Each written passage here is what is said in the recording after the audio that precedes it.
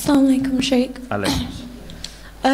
I'd like to address I think it was a hadith that you mentioned that said God has more love and patience for women or something along those lines, and another one that says by Imam Ra'fa, yeah.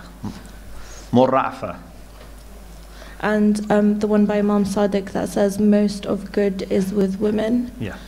In terms of equality, how is that fair? Like, how is that equal? If God's love is more with us and the fact that there is more good in us. So it means that because women have more mercy, women have more tender, Allah loves them more. Because mercy, kindness is very important quality. Among even two men, the one who is more merciful, Allah loves him more.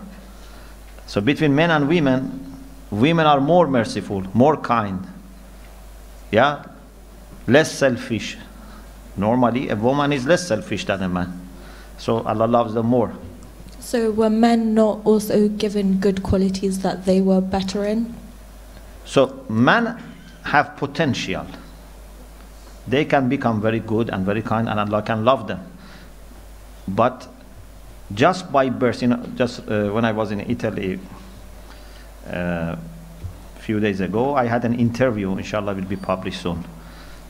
I said, women automatically, naturally come with kindness and mercy.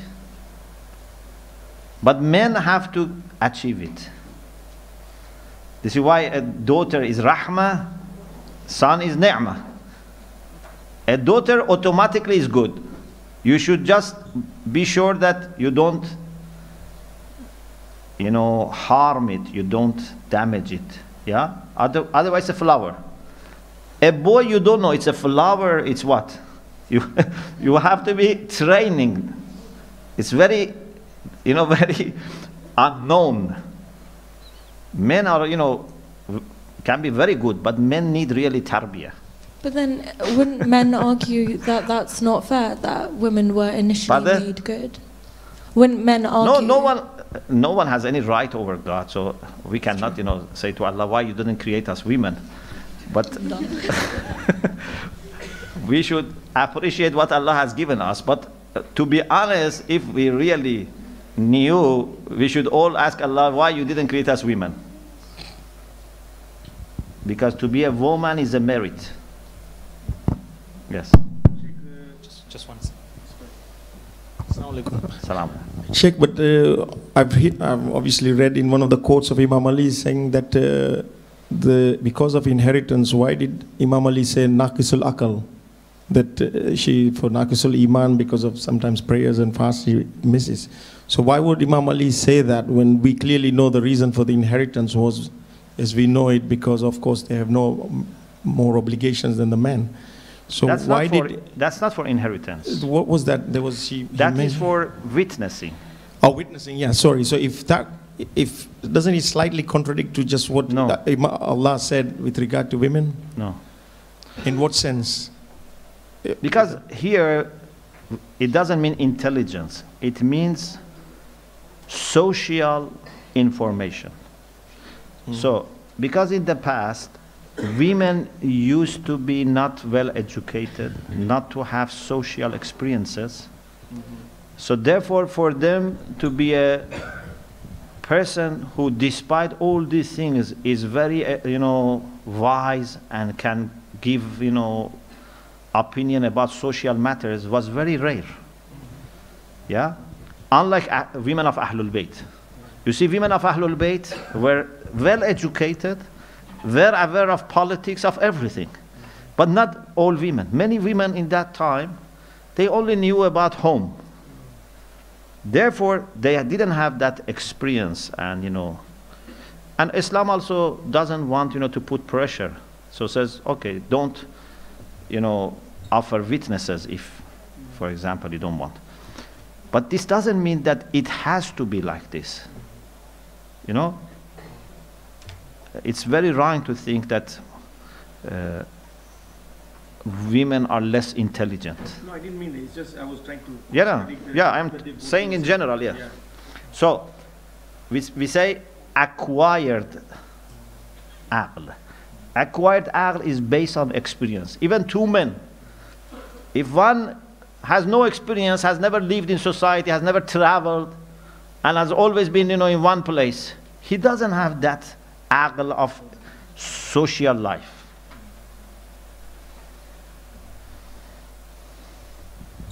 Yes.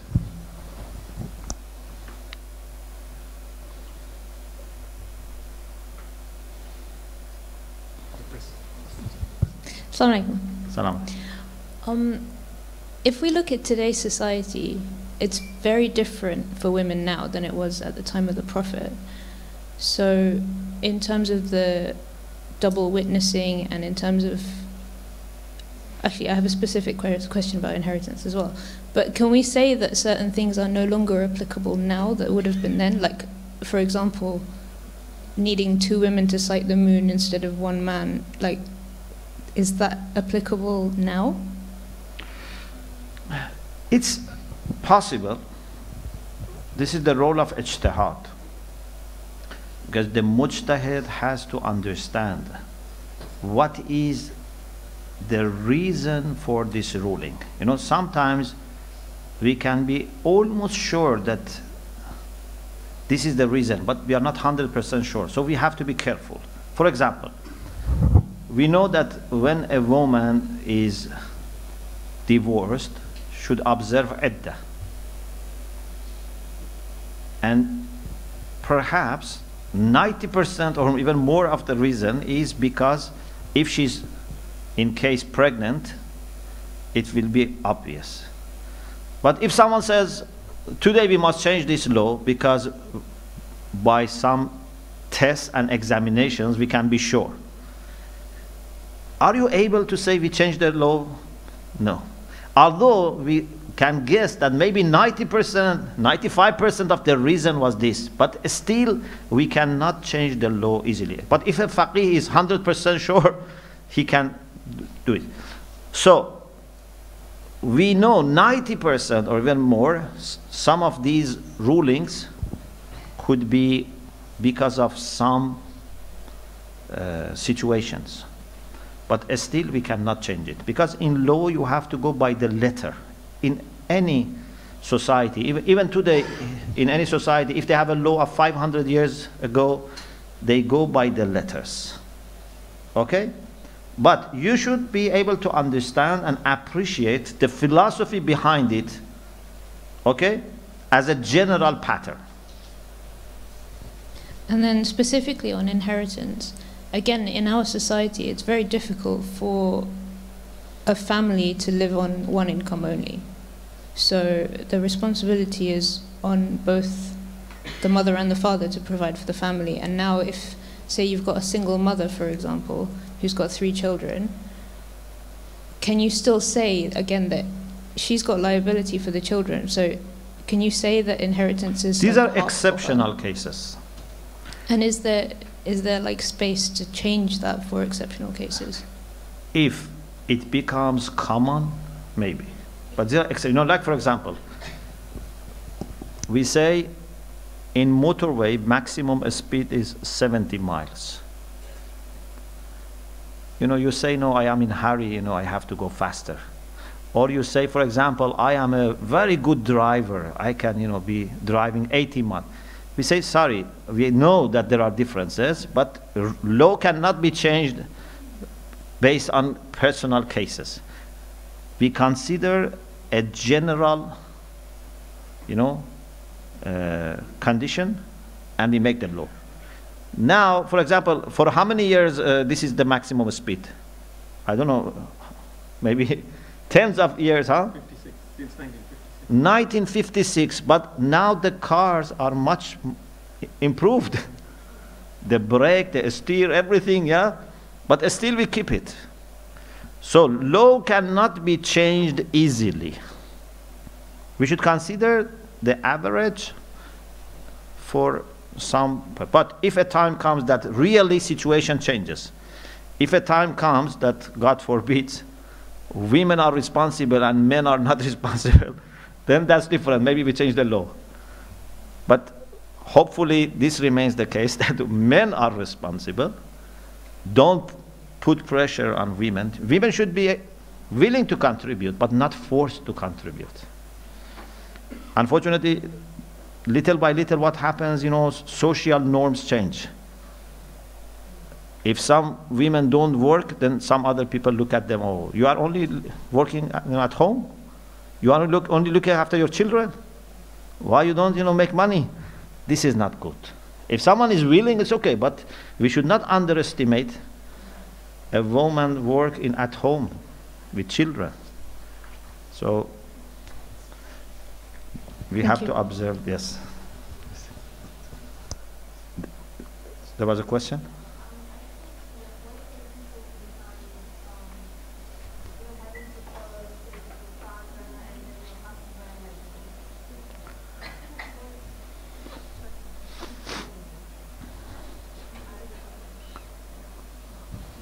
Hello? Okay. I wanted to know what the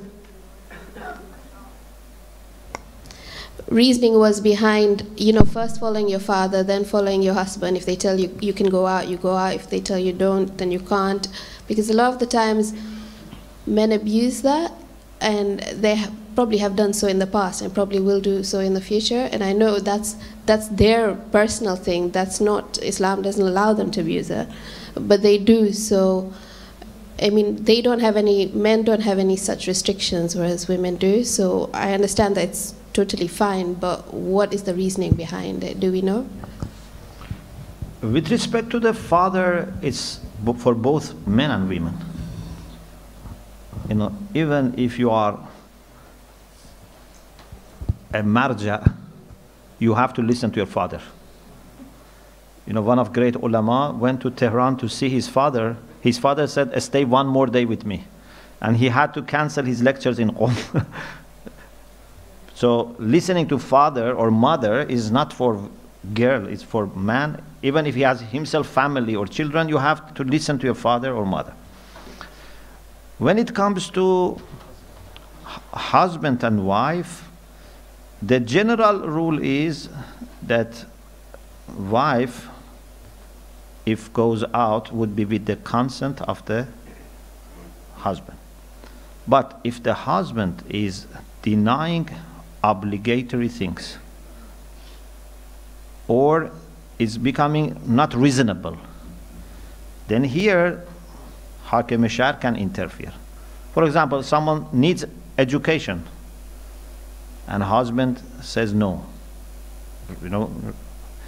necessary education, or wants to visit her parents and husband says you should never visit your parents, or wants to go for Hajj, which is wajib, husband says no. In these cases, woman doesn't need to listen to husband, but should check with the Hakim Shar or Marja. But most of the time, if the man is reasonable, it's going to save the wife from problems. And also it's part of your, it's part of your jihad.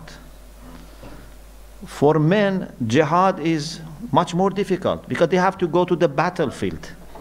Sometimes I say to women, you have much better situation. For a man to be mujahid, you have to fight Daesh to be mujahid. But for a woman, just be patient with your husband. You become mujahid. Which one is easier?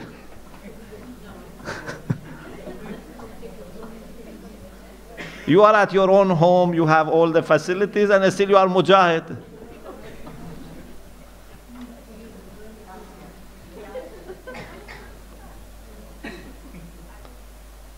I think I find it difficult because a lot of men abuse it, but I guess that depends on the man. It's not to do with religion so much. Yeah. But anyway, jihad has to have difficulty, If all men were good, then it was not jihad. Jihad is when there is difficulty. You see, the other person is not sometimes listening, is not careful, is not understanding. But this is your jihad. And your jihad is much easier, and also is something that is always available. For example, you know, if a man wants to be mujahid, sometime maybe throughout your life, no opportunity comes for you to be mujahid. Yeah? But all women can always be mujahid. So this is great.